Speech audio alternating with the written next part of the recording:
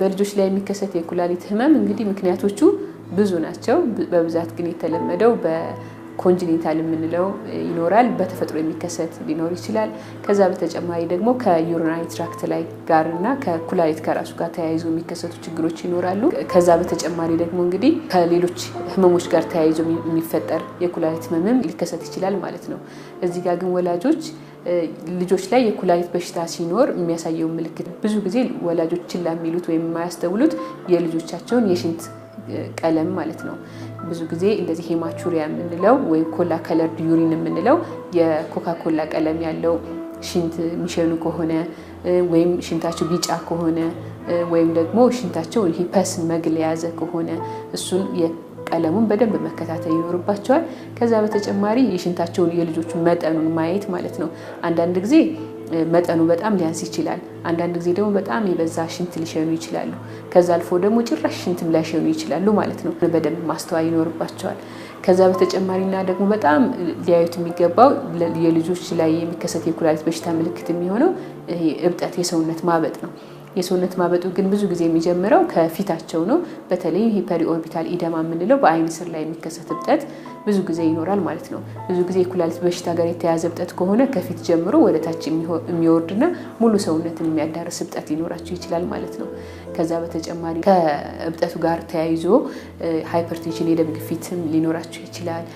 ትኩሳት ሊኖራቸው ይችላል ይሄንን ማስተዋል ይኖርባቸዋል ሌላው ደግሞ በጣም የተለመደው የኩላሊት በሽታ ምልክት እንግዲህ የሽንት ቱቦ ኢንፌክሽን ምልክት የምንለው ሽንት ሲሸኑ ማቃጠል ሽንት ሲሸኑ ቶሎ ለመሽናት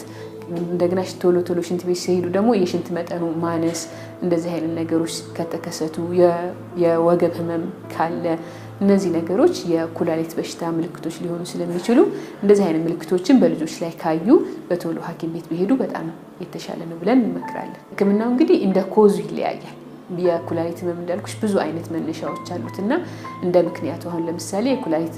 ህመሙ ከሽንት ቱቦ ኢንፌክሽን ጋር የተያዘ ከሆነ የተለያዩ መድኃኒቶችን በመስጠት ሊሻላቸው ይችላል ከዛ ባለፈ ግን የኩላሊት ህመሙ የተለየ ኮዞች አሁን ለምሳሌ ኒፍሮቲክ ሲንድሮም ኒፍራይቲክ ሲንድሮም የምንላቸው የኩላሊት ህመሞች አሉ እነዛ ደግሞ እንደ ሁኔታቸው የሚታከሙት በተለያየ መንገድ ነው ማለት ነው ስለዚህ የኩላሊት በሽታ ህመሙ